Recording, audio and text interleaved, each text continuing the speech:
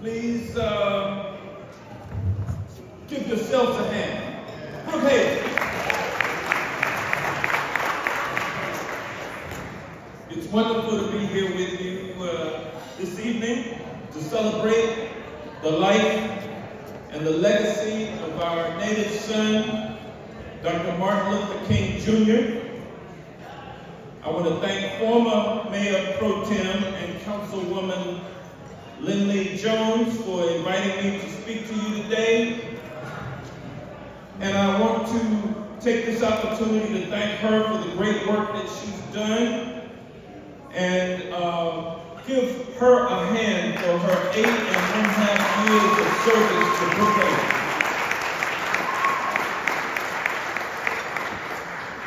She's done so much to recognize and preserve the history of Lynwood Park, particularly the role of the Lynwood Trailblazers, who integrated the Cobb County schools in 1968. As former Councilwoman Jones has stated previously, if we don't preserve our history, that history is lost, and I agree. I also want to take this opportunity to congratulate newly elected Mayor John Park, who has made history by becoming Georgia's first Asian American mayor. It's been a long time coming, but it's finally happened. Change has come in the year 2024. Mayor Park's story is one we fully embrace and celebrate here in our multicultural, multi-ethnic 4th Congressional District of Georgia. Mayor Park immigrated to the United States with his family when he was 6 years old, and he grew up right here in DeKalb County, Georgia. He is all-American just like me, and his election shows the promise of America's future. Once again, give it up for Mayor John Park.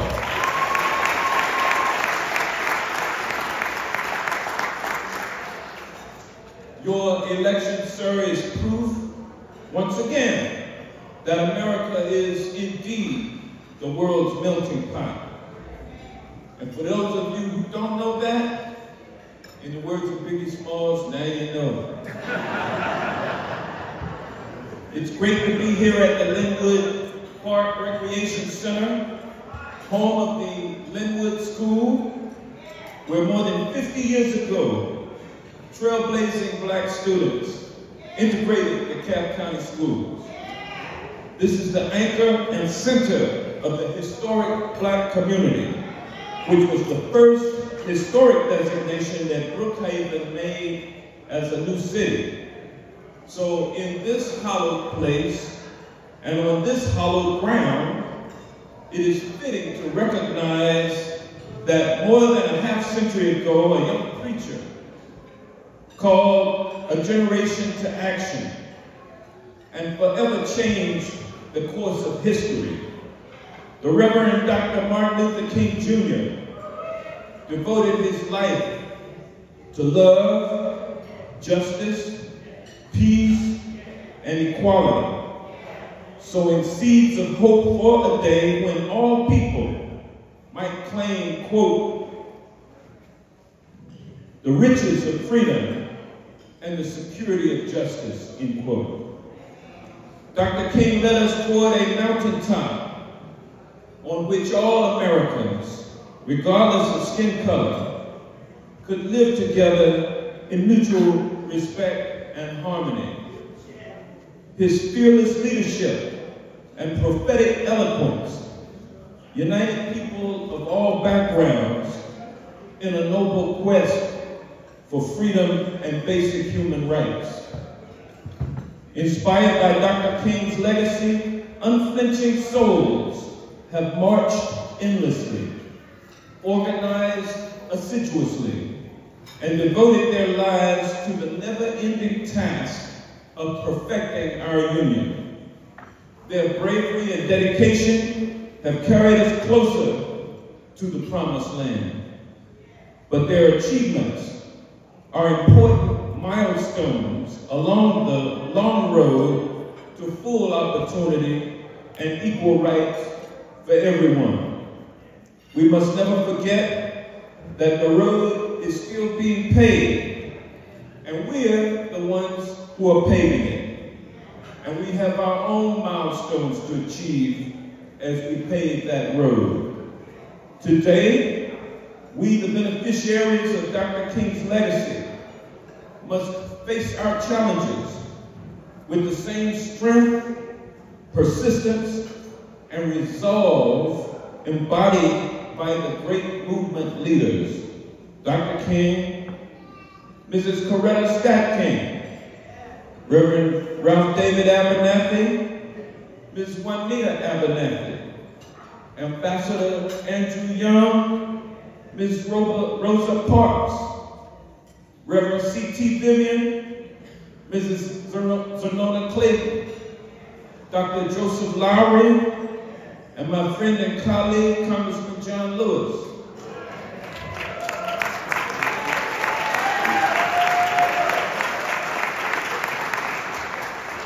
And many others, including the great civil and gay rights activist Bayard Rustin. Our current challenge in America is to restrain the impulse of war, expand opportunity, expand access to opportunity, and tear down structural inequality while protecting and expanding democracy for all. We must build a society where all, including Jews in Israel and Palestinians in the West Bank and Gaza, can live in peace. I support the call for a ceasefire in Gaza, and also where all in our country have equal access to affordable health care, public schools offering first-class education to our children, good-paying jobs, and safe, thriving communities. All of us must work towards ensuring a strong foundation, supporting economic security for everyone, and extending the founding promise of life, liberty, and the pursuit of happiness to every American.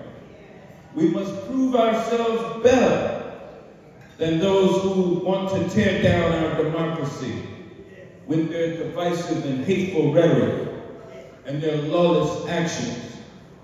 We must show them that there is a better path for our country to move forward towards, the path that values love over hate, unity over division, truth over lies and deceitfulness, and diplomacy over bombs. During his lifetime, Dr. King was committed to serving others, reminding us that, quote, human progress is neither automatic nor inevitable. Every step towards the goal of justice requires sacrifice, suffering, and struggle, end quote. The annual commemoration of Dr. King's life through a national holiday is not only a tribute to his legacy, but also a reminder that every day, each of us must do our part to continue his noble work. Dr. King challenged us when he noted that, quote, life's most persistent and urgent question is, what are you doing for others, end quote. Whether it's advocating for the poor and for those who are downtrodden and homeless, whether it's seeking solutions to over-incarceration, or using your voice to promote the quest for livable wages, whether it's volunteering to serve our senior citizens and those who are shut in, or whether it's assuring that our children have access to a quality education or whether you're helping register people to vote, or whether you are out marching for a ceasefire in Gaza, whatever or however you do it, giving back to humankind won't just make you feel good, but more importantly, your efforts will make someone else's life a little better. Every year, the King Commemoration encourages all Americans to learn more about service opportunities in our communities. By dedicating ourselves to service, we move our nation closer to Dr. King's vision of all Americans living and working together as one beloved community. Today, we are gathered with grateful hearts for the life and legacy of Dr. King and for the renewal of our commitment to see his dream fulfilled. After all, Dr. King was a man of confident hope about the future. He trusted in the goodness of humanity. He labored, knowing that he would not get to the promised land with us. He told us that, quote, "I just want to do God's will, and he's allowed me to go up to the mountain. And I've looked over, and I've seen the promised land. I may not get there with you, but I want you to know tonight that we, as a people, will get to the promised land," end quote.